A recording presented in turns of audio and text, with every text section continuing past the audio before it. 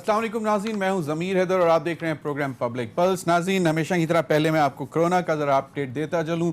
इस वक्त पाकिस्तान में कंफर्म केसेस की तादाद 1,60,000 से बढ़ चुकी हुई है। इस वक्त 1,60,118 हो चुकी हुई है। पिछले 24 घंटों में 5,358 नए केसेस आए हैं, कंफर्म केसेस, और जो टोटल टेस्ट हुए हैं पिछले 24 घंटों में वो उनकी तादाद है 31,500, जिसके बाद जो टोटल टेस्ट की तादाद है 9,82,012 हो गए हैं। टोटल टेस्ट किए जा चुके हैं पूरे पाकिस्तान में। पिछले 24 घंटों में 118 लोगों की अमवात हुई हैं, जिसके बाद कोरोना से जो अमवात की तादाद है वो 3,093 हो गई है। 59,215 जो हैं वो लोग रिकवर करके घरों को जा चुके हैं, ये अच्छी बात है। बदस्तूर कराची और सिंध और पंजाब में नंबर बहुत तेज़ी से बढ़ रहा है। सिंध में 59,983 है, पंजाब में 60,138, इस्लामाबाद में 9,637, बलूचिस्तान में 8,794 और केपी में 19,613, एजेके में 740 और गिलगित बल्तिस्तान में 1,213।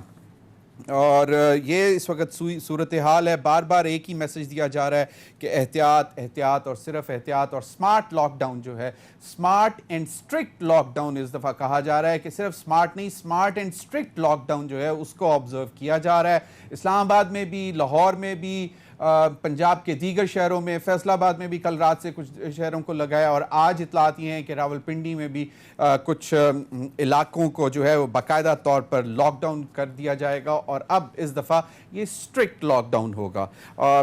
अपोजिशन का और ख़ास तौर पर PTI पाकिस्तान पीपल्स पार्टी का सिंध हुकूमत के हवाले से यही मौक़िफ़ था कि जो पहला लॉकडाउन था, अगर उसको सही मानों में स्ट्रिक्ट और कर्फ्यू की तरह लॉकडाउन कर देते तो आज कुछ नताइज बेहतर होते। लेकिन हमारी कौम, अल्लाह का शुक्र है, अहले ईमान है और अल्लाह तवक्कल पे यकीन है, अल्लाह तवक्कल पे हम कायम रहते हैं, और मेरा ख्याल है वो भी हमारी एक बहुत बड़ी ताकत है। लेकिन इसके बावजूद एहतियात जो है वो बहुत ज़रूरी है। अल्लाह सबको अपने हिफ्ज़ व अमान में रखे। इस पर भी बात करेंगे क्योंकि आज खुर्रम दस्तगीर साहब ने भी कुछ पार्लियामेंट में इस हवाले से बात की है।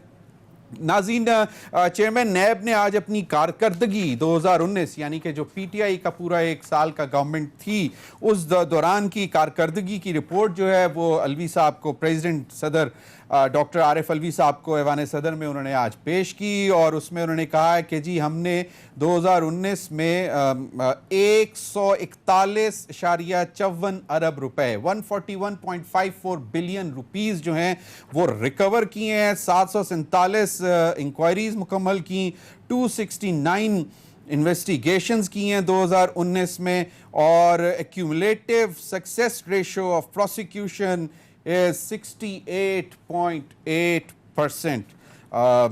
यकीनन बहुत अच्छी है सक्सेस रेशो, लेकिन पता नहीं, बड़े बड़े केसेस तो वो सब बेल लेके बैठे हुए हैं, और फिर जिस तरह प्रोसिक्यूशन का हमने देखा है। लेकिन अल्लाह करे कारकर्दगी जो बता रहे हैं इससे भी बेहतर हो, बड़े केसेस में भी बेहतरी लेके आएँ।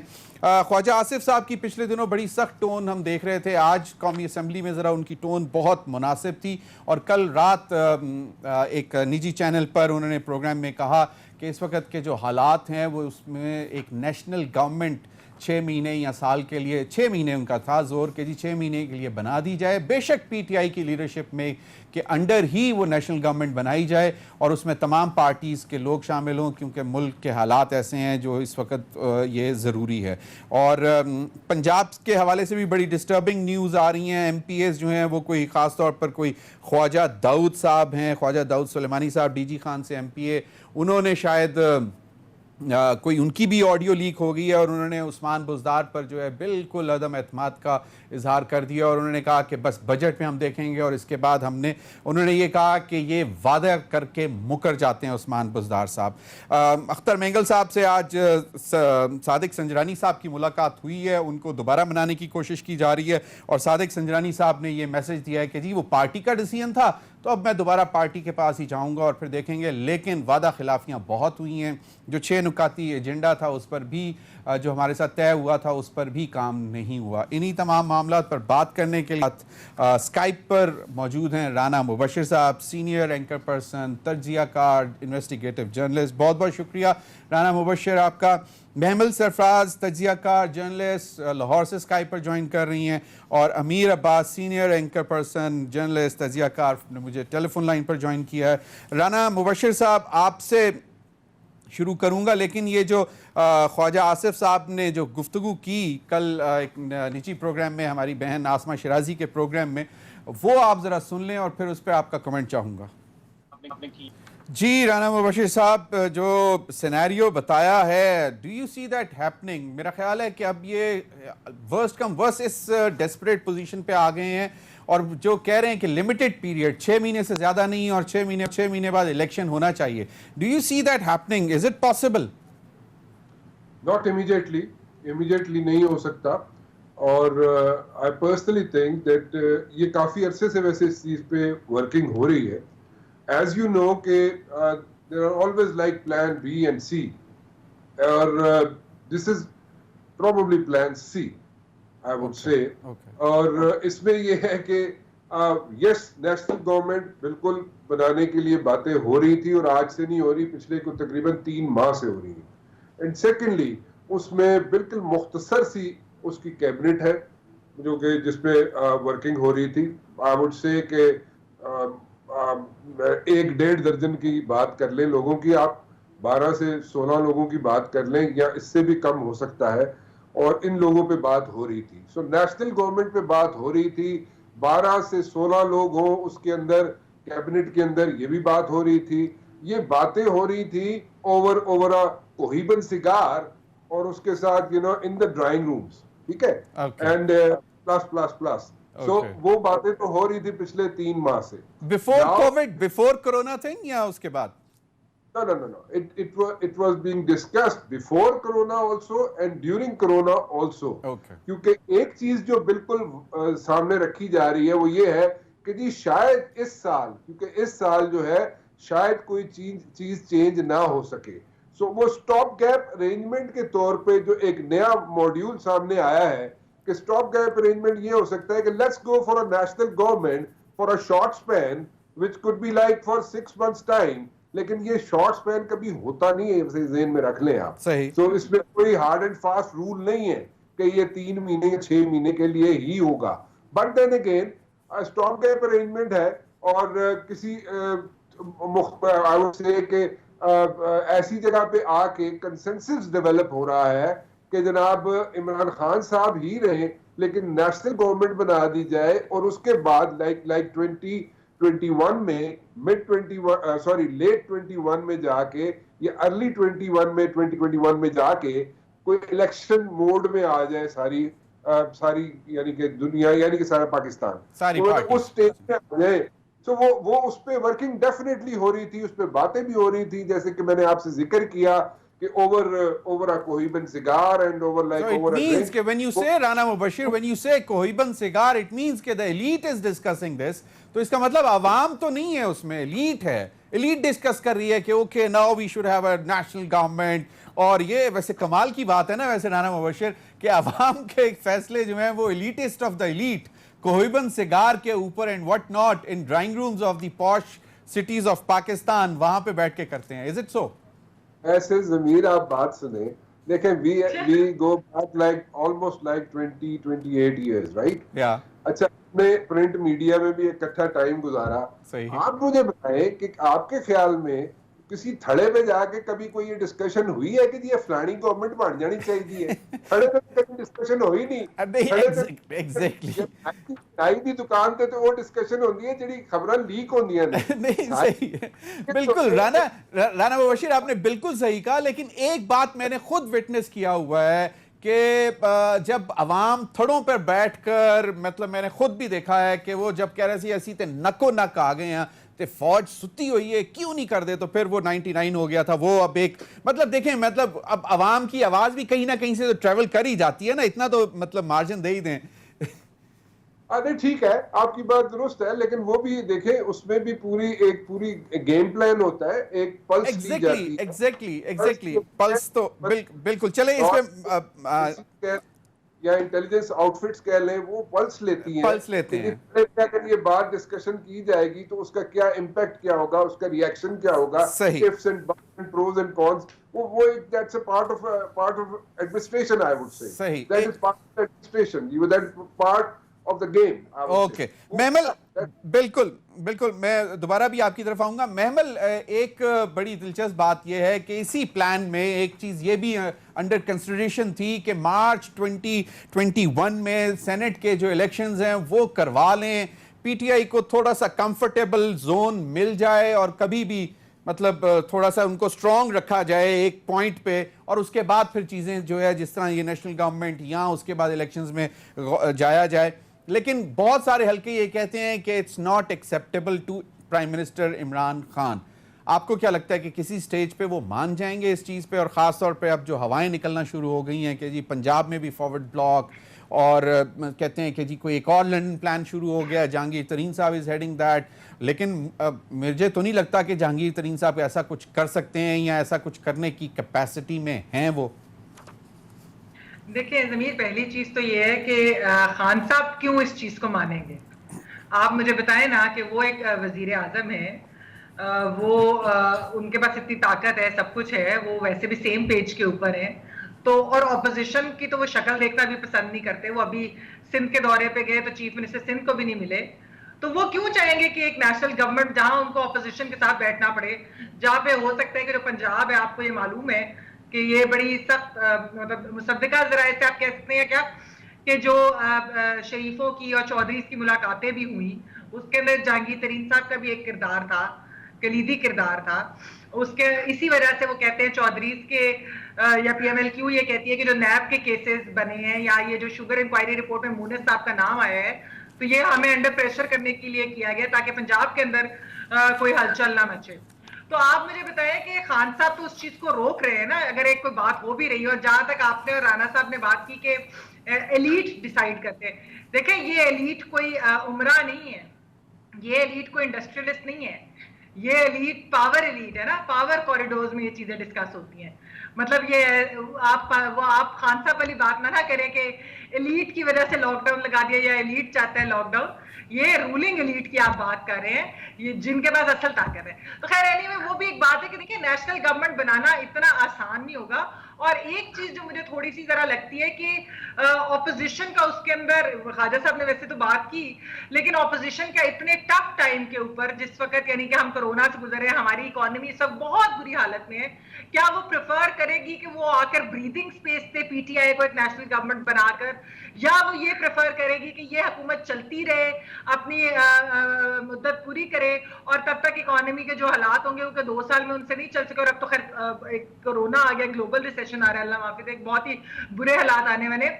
तो वो क्यों चाहेंगे कि वो इस वक्त आकर तो अपना हिस्सा इसके अंदर डाले? मुझे तो ये नहीं समझ आती है इसके अंदर क्या वो मसलहत है उनके लिए भी, अनलेस के कोई सेटलमेंट करना चाहते हैं, कोई और चीज है। But other than that I don't see के ऑपोजिशन को क्या मिल रहा है। ओके अमीर अब्बास, आपको क्या लगता है कि मतलब वैसे तो इसमें मतलब महमल हैज अ पॉइंट कि क्यों प्राइम मिनिस्टर भी क्यों चाहेंगे और दूसरा ऑपोजिशन भी क्यों चाहेगी एक ब्रीदिंग स्पेस देने के लिए, जब उनको नजर आ रहा है कि वो दे कैन मतलब कोई they can have a bigger bite in the pie आने वाले दिनों में, अगर इसी तरह हालात ठीक ना हो सके, कंट्रोल ना कर सके।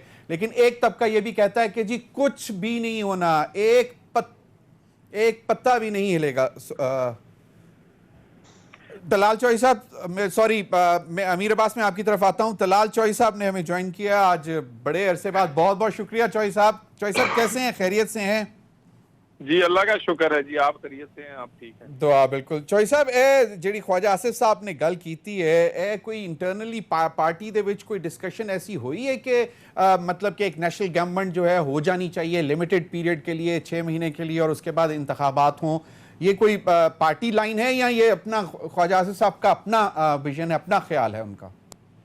देखिए देखिए, एक तो ख्वाजा साहब जो भी बात की होगी वो हमारे पार्लियामेंटी लीडर हैं और यकीनन इस बात की डिस्कशन किसी ना किसी लेवल पे हुई होगी। और ये बात भी अगर आप एज एक सियासी कारकुन सोचें तो ये बात बिल्कुल ठीक लगती है, इस बात से हटके कि हम किस पार्टी के हैं।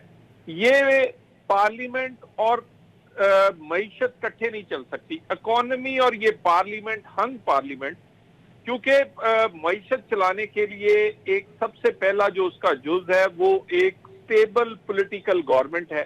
दूसरा, उसके पास एक मैंडेट हो जो कि 2/3 अक्सरियत नहीं लेकिन सादा अक्सरियत जरूर हो, क्लियर मैंडेट हो। तीसरी बात, उसके पास एक ऐसी टीम हो जो टीम इकोनॉमी को चलाना जानती हो। और चौथी, ऐसी पार्टी और ऐसे लोग हो जिनकी क्रेडिबिलिटी जो है वो बिजनेस वर्ल्ड में हो ताकि लोग उन पे एतमाद कर सके। सो इकोनॉमी अगर चलानी है तो नई पार्लियामेंट लेकर आना होगी, इसके बगैर ये इकोनॉमी नहीं चलेगी। ये सीधा सा इसकी फार्मूला। बिल्कुल सही। चौधरी साहब, एक कुछ तासुर ऐसा भी आ रहा था कि विद इन पार्टी मतलब एक डिफरेंट पॉकेट्स बन चुके हुए हैं। शायद खाकान अब्बासी साहब एक डिफरेंट लाइन ले रहे हैं, मरियम साहिबा की एक डिफरेंट लाइन है, शहबाज शरीफ साहब ग्रुप की एक अलहदा है। मतलब ये ख्वाजा आसिफ साहब से भी कुछ नाराजगी है सीनियर लीडरशिप में भी। तो ये जो इतलात आ रही हैं, इस पर कुछ लगता है कि शायद ये कोई एक आने वाले दिनों में कुछ मजीद चीजें क्लियर हो जाएं कि। और दूसरा ये भी बता दीजिएगा कि मियां नवाज शरीफ साहब के हवाले से कहा था ख्वाजा साहब कि वो बहुत जल्द वापस आने वाले हैं, तो आपकी क्या इतलात हैं उस हवाले से भी बता।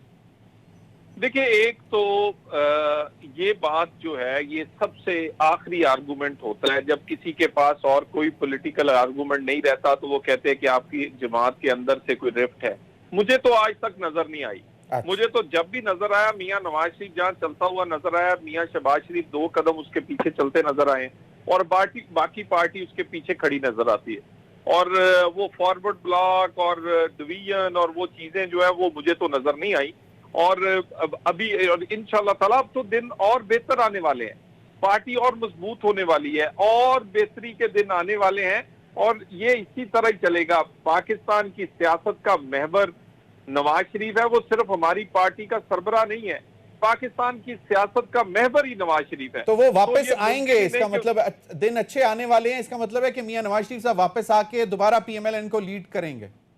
देखिए, बिल्कुल मियां नवाज शरीफ अवाम की आवाज को कैसे रद्द कर सकते हैं। वो मियां नवाज शरीफ अवाम की आवाज पे खड़े होने वाला आदमी है। वो अपनी उसकी आवाज पर तो इतनी मुश्किलें झेली हैं अवाम की नुमाइंदगी करते हुए, तो बिल्कुल वो अवाम की नुमाइंदगी भरपूर तरीके से मियां नवाज शरीफ की क़यादत में नून लीग करेगी।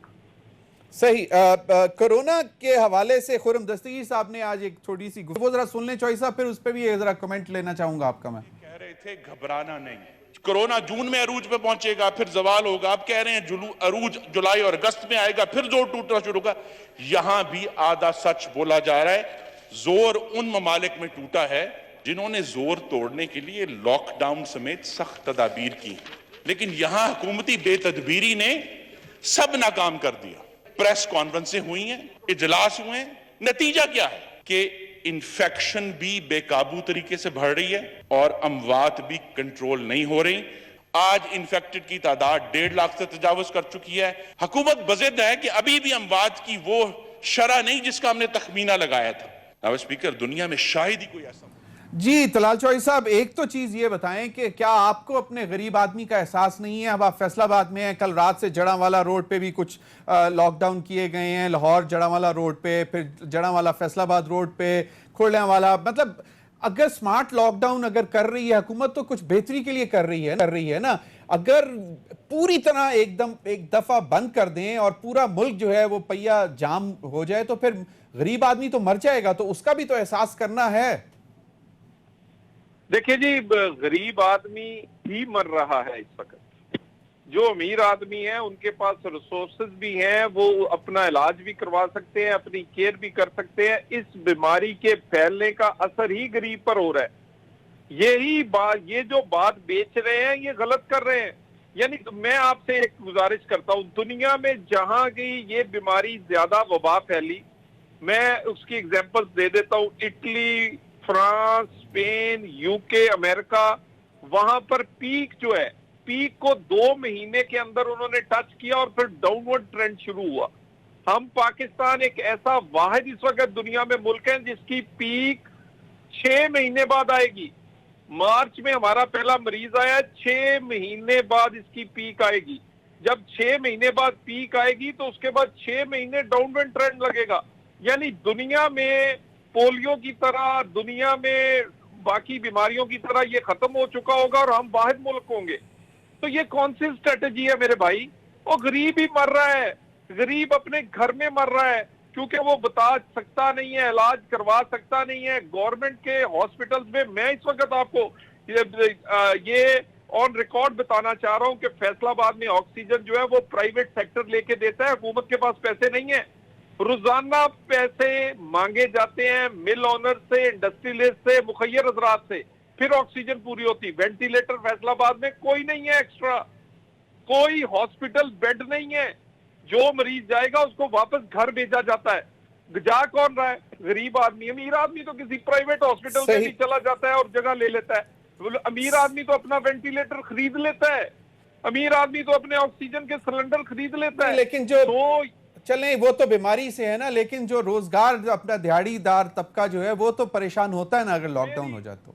मेरी एक उस पे गुजारिश सुने, मुझे ये बताएं कि अगर कारोबार 15 दिन बंद रहे और फिर कारोबार चल जाए वो बेहतर है या 1 साल बीमारी रहे और ना कारोबार चल सके और ना बीमारी से जान छूट सके? आपका बिल्कुल नुक्ता नजर सही होते हुए कारोबार चल सकता है? चलें, बिल्कुल सही है। हाँ वो बिल्कुल है, बिल्कुल सही कहा।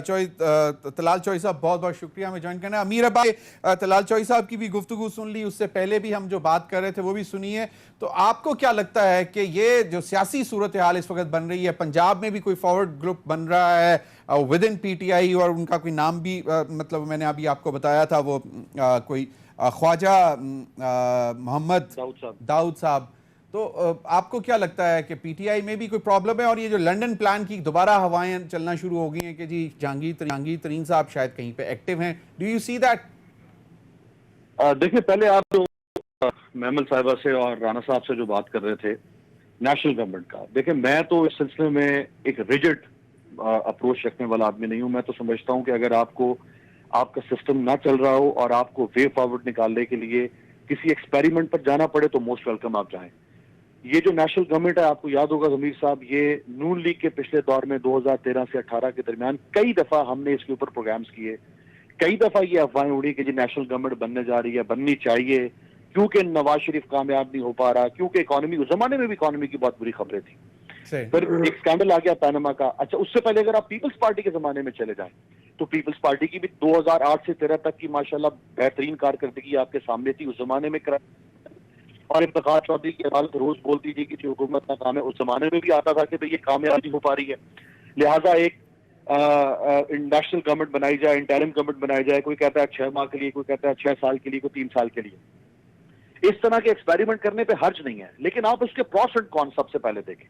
मिसाल के तौर पे आपने आज बना दी नेशनल गवर्नमेंट, 1 साल के लिए बना दी। अब नेशनल गवर्नमेंट जो है उसके बाद इलेक्शन होगा और इलेक्शन के बाद आपके सामने फिर वही 3 कैंडिडेट होंगे जो 2018 में आपके सामने खड़े हुए थे। एक मुस्लिम लीग नून, एक पीपल्स पार्टी और एक इमरान खान। चौथी कोई नेशनल बड़ी पार्टी नहीं है जो प्राइम मिनिस्टर बनने के या हुकूमत बनाने के अहल हो, जो सिंपल मेजोरिटी ले सके। इन तीनों में से ही किसी एक ने हुकूमत बनानी है। अब इमरान खान को पहली दफा हुकूमत मिली और पीपल्स पार्टी जो है वो 4 दफा भुट्टो साहब की मिला के हुकूमत कर चुकी है। नून लीग 3 दफा वजारत उस्मा के ऊपर जो है वो बुराजबान हो चुकी है। अब एक तीसरी पार्टी को पहली दफा बारी मिली और बहुत सारे लोग जो ये समझते थे कि वो चूंकि दोनों कामयाब नहीं हो पा रहे तो हमें इस डेडलॉक को तोड़ना चाहिए, एक ब्रेक थ्रू करना चाहिए और एक और तीसरे बंदे को ट्राई करना चाहिए। और ये उसूल पूरी दुनिया की डेमोक्रेसी में लागू है। यानी अगर रिपब्लिकन पार्टी जो है वो कामयाब नहीं होती, सही, बिल्कुल डेमोक्रेटिक पार्टी को आ वोट दे देते हैं लोग। गई थर्ड अब पार्टी। इमरान खान को लोगों ने दे दिया, अब इमरान खान को लोगों ने दिया वोट। अच्छा, अब आप 1 साल के बाद फिर इन तीनों को आप आमने सामने खड़ा कर देते हैं। इन तीनों में से ही किसी एक ने आना है ना सामने, सही। और फिर back to the square one, वही मीडिया होगा, वही लान तान होगी, वही छितर परेड होगी, वही गंडासे चल रहे होंगे, वही चोर चकारी के इल्जामात होंगे। लिहाजा 2 साल होने को है, कोई हर्ज नहीं है कि एक आदमी, ये रहा मैदान, ये रहा घोड़ा, मैदान दे दिया ना इमरान खान को, अब दौड़ाए घोड़े सर पर जितना दौड़ा सकता है। 3 साल अगर उसको और दे देंगे तो ये हमेशा हमेशा के लिए ये जो तब्दीली का कीड़ा है ये तो मर जाएगा ना, लोग वापस स्टेटस क्वो पे चले जाएंगे ना। यहाँ इमरान खान एक तीसरी बड़ी कुव्वत बन के इमर्ज हो उभरेगा। सकते हैं, बिल्कुल, अगर होगा डिलीवर कर क्या? गए या वापस हाँ back to the square one. तो भाई इस तरह तो अगर तोड़ फोड़ करते रहेंगे तो ये तो 3 साल के बाद यही तीनों लोग फिर आमने सामने खड़े होंगे। सही। अच्छा अगर फिर इमरान खान तहरीक साहब जीत जाती है अगर जमीर साहब 1 साल के बाद, क्या ख्वाजा आसिफ साहब आराम से बैठेंगे असेंबली में? क्या बिलावल साहब असेंबली में बैठेंगे आराम से? ये फिर खड़े हो जाएंगे कि ऑपोजिशन का तो काम है ना अमीर अब्बास, वो तो ऑपोजिशन तो अपनी ऑपोजिशन वैसे ही करती रहेगी, चाहे हुकूमत बहुत अच्छे भी काम कर रही। लेकिन मेरा ये ख्याल है कि आप अगर बहुत बेहतर पीटीआई की हुकूमत डिलीवर कर जाती है तो PTI stands a chance to come again. इस पर मजीद बात करेंगे। नाज़रीन, वक्त हुआ एक ब्रेक का, हमारे साथ रहिए।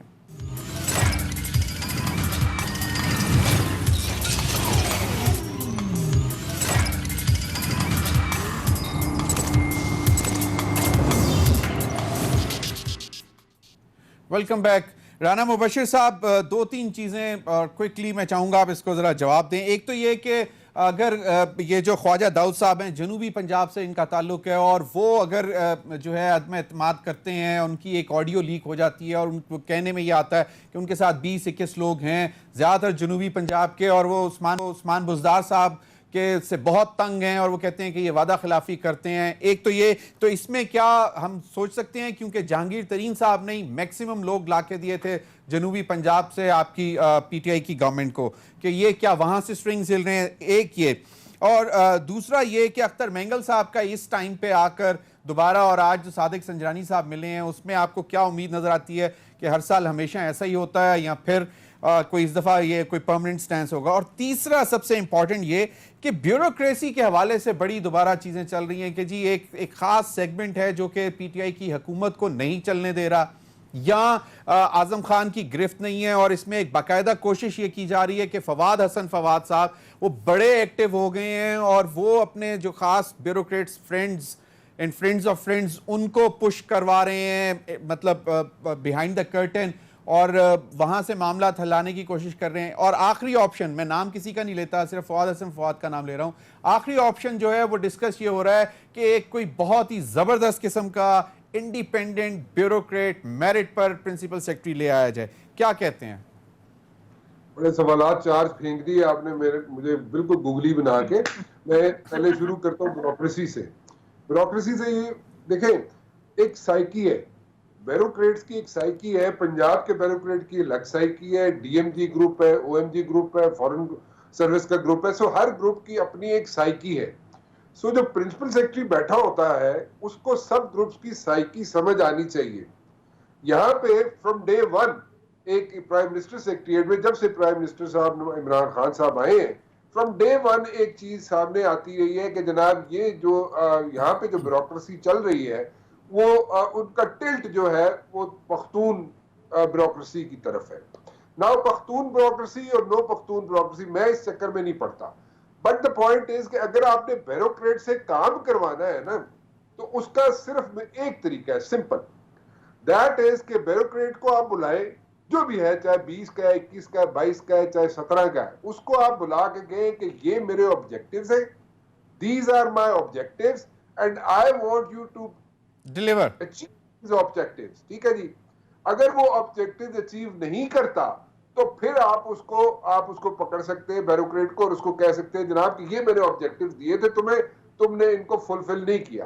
अब आप ब्यूरोक्रेट को ऑब्जेक्टिव्स देना, अब उसके सामने ऑब्जेक्टिव ही ना रखें आप कि जनाब ये ऑब्जेक्टिव्स है गवर्नमेंट के और ये गवर्नमेंट चाहती है, और आप ऑब्जेक्टिव्स देना उसको, चाहे कोई भी मिनिस्टर हो। लेकिन Fawad Hasan Fawad, blue eyed of Sharif ब्रादरान जो है, वो अगर अपना कहते हैं बिहाइंड द कर्टन कहीं से स्ट्रिंग्स पुल कर रहे हो, तो आपको क्या लगता है कि ऐसा वो हो सकता है, कर सकते हैं?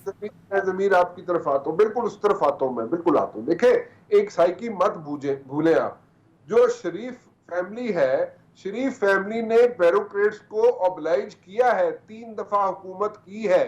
ठीक है, उन्होंने लोगों को ऑब्लाइज किया है, ब्यूरोक्रेसी में लोगों को ऑब्लाइज किया है। जो लोग कल नायब तहसीलदार भर्ती हुए थे या एएसआई भर्ती हुए थे या किसी भी स्टेज पे भर्ती हुए थे और उनके घर वालों को स्पेशल सीट्स पे उनको रखा गया था, असेंबलियों में लाया गया था, या उनको प्राइम पोस्टिंग्स दी गई थी, वो आपके साथ नहीं हो सकते सिंसियर। यहाँ मसला ये इस हुकूमत का है कि इस हुकूमत के साथ जो लोग 22 साल तक चलते रहे, आज उनको इस तरह कॉर्नर किया जाता है जैसे हक हो। आज तो उनको पूछा नहीं जाता। तो आप सिंसेरिटी कैसे ले सकते हैं उनसे? सिंसेरिटी उनसे लेना मुश्किल काम है बहुत, लेकिन शरीफ फैमिली ने सिंसेरिटी ली भी और उनको ऑब्लाइज किया भी।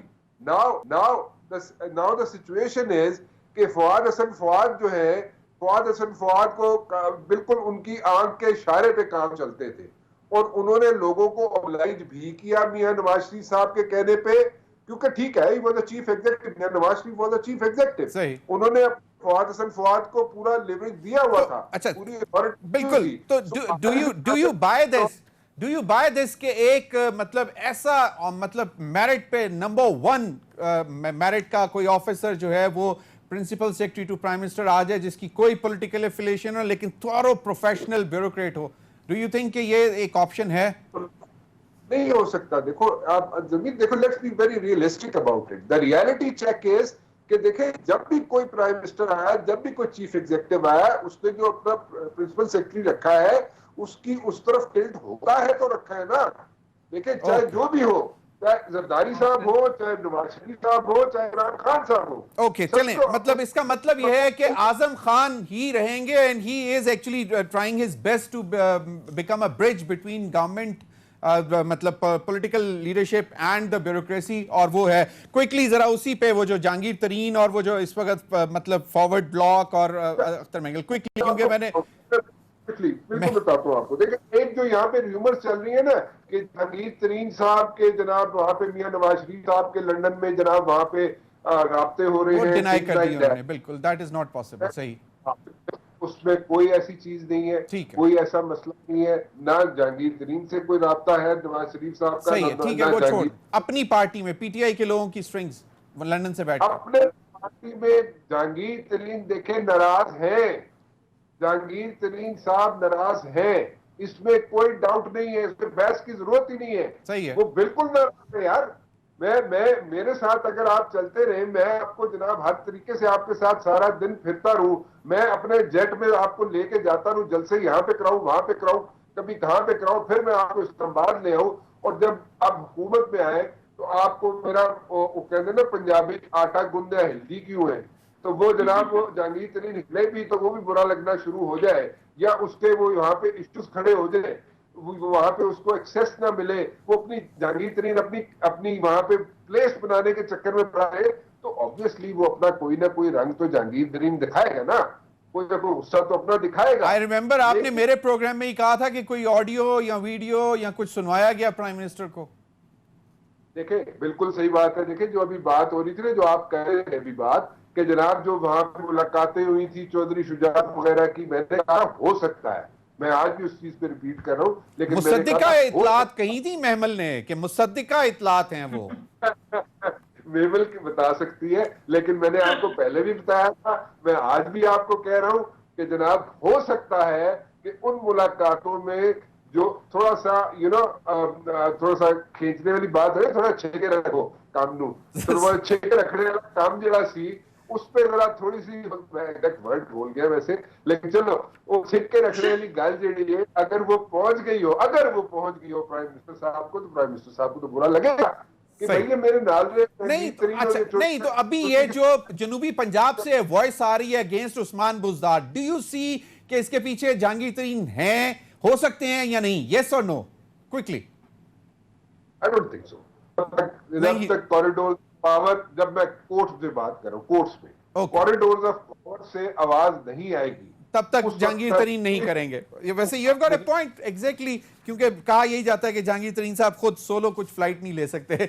Mammal, your take on it. वो अख्तर मेंगल वाला तो चले, फिर अभी वो चलेगा मामला, आज सादिक संजरानी मुलाकात हो गई, what is happening in Punjab? अगर आपकी जमीन इजाजत तो अख्तर मेंगल पे, हाँ, एक सेंटेंस ऐड करना चाह रहा हूँ। जी बोले क्विकली। अख्तर मेंगल का ये है, अख्तर मेंगल हो या जो भी लोग हो, उनकी जाम कमाल जब साहब जो है ना, जाम कमाल साहब के इश्यूज हैं बहुत। जाम कमाल साहब से सबको, उनके इत्तेहादियों को जो गिला है ना, गिला शिकवा, वो ये है कि वो, मतलब मैं नहीं कह रहा, वो कहते हैं कि जाम कमाल साहब हैज अ एटीट्यूड प्रॉब्लम। अब अगर आप बलोच को सिर्फ इज्जत दे दे ना, उसको सर पे उठा के ले जाए और उसको इज्जत दे दे। जाम कमाल साहब बहुत पढ़े लिखे आदमी है, he is a very learned person, बहुत अच्छे आदमी है as far as the education is concern. मैं आई मेट हिम, लेकिन वो एक ट्राइबल कल्चर, बलोच को इज्जत चाहिए, इज्जत चाहिए उनको, उनको इज्जत मिली है। आर यू श्योर के हमेशा की तरह कुछ और नहीं चाहिए? मतलब अफवाहें बड़ी उड़ती हैं कि जी वो तो अब ये भी चाहिए, वो भी चाहिए, वो भी चाहिए, लेकिन आपके मुताबिक सिर्फ इज्जत चाहिए? वो सबको चाहिए, उसके साथ साथ सबको अच्छा, चाहिए। सब कुछ चाहिए, इसके साथ इज्जत चाहिए। महमल योर टेक। देखिए पंजाबी और हाँ, मैं दोनों पे आती हूँ जमीर। देखिए, पहली चीज जो आपने पंजाब की बात की, आपने कहा कि साउथ पंजाब में बहुत नाराज है। आप इस वक्त पीटीआई के किसी एमपीए, किसी एमएनए से बात कर ले पंजाब की, कोई भी उस्मान बुज़दार साहब की हुकूमत से खुश नहीं है। आप प्राइवेटली उनसे बात करें, आपको मोस्टली वो कहते हैं कि पता नहीं हम अगला इलेक्शन इस टिकट के ऊपर कैसे जीतेंगे, हम कंटेस्ट कैसे करेंगे, एक डेवलपमेंट फंड्स का है। फिर वैसे भी वो कहते हैं, वो सवाल उठाते हैं कि पिछले 2 साल में कौन सा नया प्रोजेक्ट शुरू किया इस हुकूमत ने, क्या काम किया, जो शरीफ बरादरान छोड़कर गए थे वही की वही है चीजें, आगे क्या बढ़ा। मतलब ठीक है, उन्होंने वो अपने इलाके में जरूर बुज़दार साहब काम कर रहे हैं, या मियाँ वाली के अंदर बहुत काम हो रहा है और छोटे मोटे और काम हो रहे होंगे, लेकिन मोस्टली ये नहीं हो रहे। तो उसकी वजह से जाहिर बात है, एक उन्होंने अपने इलाके में जाना है, इन्होंने वो बेशक पीटीआई के एमएनए या एमपी हो, उन्होंने जवाब तो अवाम को देना है ना, और अवाम के वोटों को जवाब देना है। तो फिर वो क्या करें? इसलिए वो आवाज तो साउथ पंजाब का है, वो पूरे पंजाब से आ रही है इस वक्त, पीटीआई के जितने इलेक्टेड है लोग। अच्छा, फिर आप आ जाइए मेंगल साहब के ऊपर। अच्छा, मेरा मेंगल साहब के ऊपर देखिए थोड़ा सा जरा डिफरेंट टेक है। एक इनका भी वही बात है, उन्होंने भी अपने वोटर को जवाब देना है। वो आए थे इस्लामाबाद में अपने वोटर का मुकदमा लड़ने, उन्होंने इत्तेहाद किया था हुकूमत के साथ अपने वोटर का मुकदमा लड़ने के लिए। वो टीवी के सियासतदान नहीं है, या वो खाली इस 2023 तक के इलेक्शनों तक के सियासतदान नहीं, उन्होंने आगे भी सियासत करनी है। वो जाकर क्या जवाब दे कि 6 के 6 पॉइंट में से एक चीज भी नहीं किसी ने मानी। खासतौर पर जो मिसिंग पर्सन वाला इशू है, वो एक बच्ची ने खुदकुशी भी कर ली, उन्होंने उसका भी जिक्र किया फ्लोर ऑफ द हाउस। देखिए, इस पर उन्होंने धमकी तो दी नहीं, इस बार उन्होंने फ्लोर ऑफ द हाउस पे खड़े होकर बात की। वो अलग बात है कामयाब होते हैं कि नहीं, लेकिन उनकी बातों से ऐसे लग रहा है कि वो जेन्युइनली नाराज हैं। वो जेन्युइनली कह रहे हैं कि ये हुकूमत तो हमारी कोई बात सुने। ये जाम कमाल साहब से ज्यादा इज्जत देने का मसला मेरे ख्याल में मेंगल साहब को, ये हुकूमत, फेडरल हुकूमत जिसके हम इत्तेहादी हैं, वो हमें इज्जत दे, वो हमारी बात सुने, कोई हमारा भी फेस सेविंग हो, हम अपने वोटर को जाके जवाब दे सकें कि हमने क्या किया, क्या आपका मुकदमा लड़ा है, क्या आपके लिए लेकर आए हैं हम। सही। तो वही 6 पॉइंट्स जो हैं वही मेन कंटेंशन है इस वक्त। तो डू यू थिंक मतलब राजी हो जाएंगे? क्योंकि कहा जाता है कि ये बजट के दिनों में ही इस किस्म की आवाजें आती हैं और फिर वो एकदम ठंडी हो जाती हैं। नहीं जमीर, खाली बजट की बात नहीं है, मेरे ख्याल में अब ऑलमोस्ट 2 साल हो चुके हैं ना इत्तेहादी हुए, उनको भी तो उधर सवाल हो रहे हैं। एक तो उन्होंने बात भी ये की थी कि ये खान साहब के तो हाथ में है नहीं, जिनके हाथों में, तो उन्होंने काम कर मतलब माननी है डिमांड। चलें, ये तो एक तो ये डिबेट कभी खत्म, किसके पास ताकत है किसके पास नहीं है। अमीर अब्बास के पास में आऊंगा, अभी वक्त हुआ एक ब्रेक का। नाज़रीन हमारे साथ रहिए।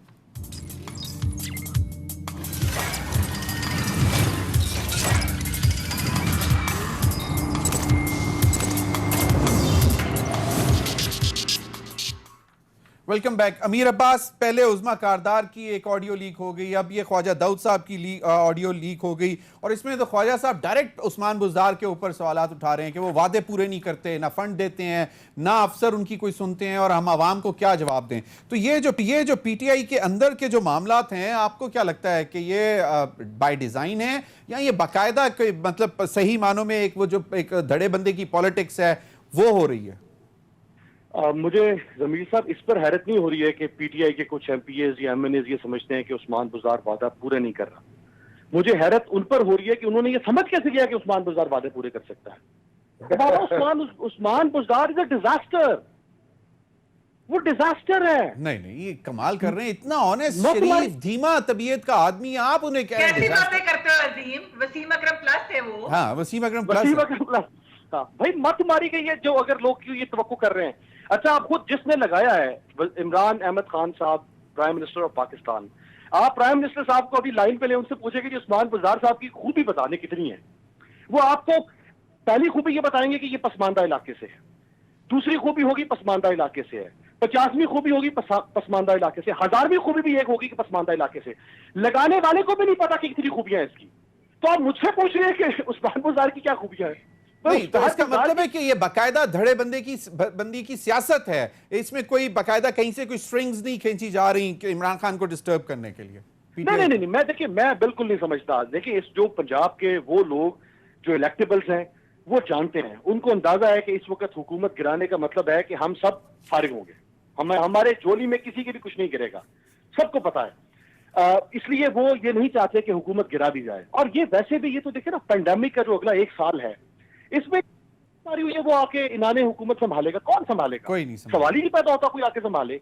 अब जहां तक स्ट्रिंग्स की बात है, देखिए जो पंजाब का पॉलिटिशियन है ना, वो अपनी सिवाय पीएमएलएन के कुछ लोग जो डेडिकेटेड रहे हैं उनके साथ, अगर केसेस खुल रहे हो जहांगीर तरीन पे, केसेस खुल रहे हो चौधरी बरादरान पे, और केसेस खुल रहे हो जो इनके लेफ्ट राइट कैबिनेट में बैठे हुए हैं, तो फिर देखिए, तो जमीर पर यही तो इम्तिहान है इमरान खान का, कि वो या तो जो उसने अकाउंटेबिलिटी की जो 26 साल तक फक्की कौम को खिलाता रहा सुबह शाम, या तो वो अकाउंटेबिलिटी के ऊपर कायम रहे और उसको एक साथी छोड़ के जाए या 1000 साथी छोड़ के जाए, उनसे ब्लैकमेल ना हो। बिल्कुल, लेफ्ट राइट जो भी बैठे हैं उनसे ब्लैकमेल ना हो। बिल्कुल सही। या वो कुर्सियां या वो सीटें बचाता रहे कि मुझे फलाना छोड़ के चला जाए फलाना, ये तो फिर कॉम्प्रोमाइजिंग सियासतदान है। बिल्कुल। भाई, इसी कॉम्प्रोमाइजिंग पॉलिटिकल कैरेक्टर को लोगों ने रिजेक्ट करके एक ऐसे आदमी को वोट देना चाहा कि जो कॉम्प्रोमाइज तो फिर उस्मान बुज़दार पे भी क्वेश्चन कर रहे हैं, वो भी तो एक मतलब इसी तरह एक नया आदमी है, डिफरेंट आदमी है, उसको भी मतलब बर्दाश्त कर लें, क्या फर्क पड़ता है? जमीर साहब, आपके पास कुछ सलाहियतें होनी चाहिए, या तो आपके पास कुछ एकेडमिक क्रेडेंशियल्स हों। मुझे बता दें कि उस्मान बुज़दार साहब ने कौन सा लंदन स्कूल ऑफ इकोनॉमिक्स से, ऑक्सफोर्ड चलें, वो फिर आप दोबारा उसी तरफ जा रहे हैं। ये आपका पॉइंट आ गया बिल्कुल। महमल, क्योंकि लास्ट मैंने कमेंट राना मुबशिर से लेना है। महमल, आप मुझे ये बताएं कि ये सिर्फ बजट के इर्द गिर्द ही इस किस्म की आवाज़ें सुनने को मिलती हैं, क्योंकि उन्होंने भी यही कहा कि बजट लंघ जावे तो फे देखेंगे, फे गल करांगे, और मतलब कुछ लेना होता है बजट पास कराने में, प्राइम मिनिस्टर भिजवाएंगे लोगों को, मुलाकातें होंगी। आपको भी ऐसा ही लगता है, या बाकायदा इसके पीछे कोई ऑर्गेनाइज्ड मूव लगती है? जो आपने कहा कि मुसद्दिका इतलात हैं कि वो ट्रायका की मीटिंग, जहांगीर तरीन, शहबाज शरीफ और चौधरी परवेज इलाही, तो उस सिनेरियो देखिए, उसमें देखिए जमीर, वो जो मीटिंग थी ना, वो एक तो थोड़ा सा अर्सा पहले हुई थी, और उसका रिजल्ट इसलिए नहीं निकला था क्योंकि आपको पता है कि वो भी नॉड नहीं हुई थी ना, तो एक नॉड का इंतजार करने की बात भी थी।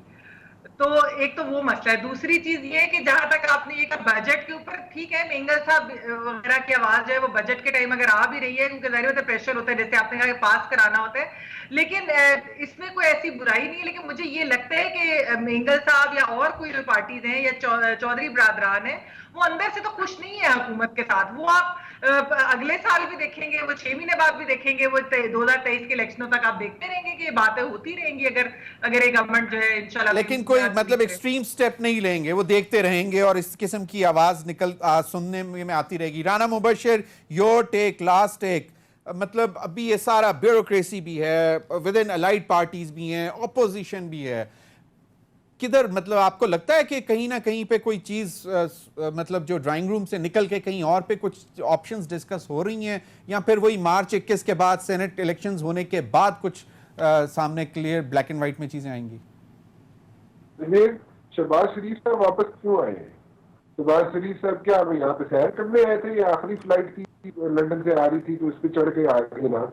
ठीक है, शहबाज शरीफ क्या करने आए यहाँ पे? आप जरा थोड़ा सा गौर कीजिएगा इस बात पे। प्राइम मिनिस्टर बनने आए थे जी? प्राइम मिनिस्टर बनने आए थे?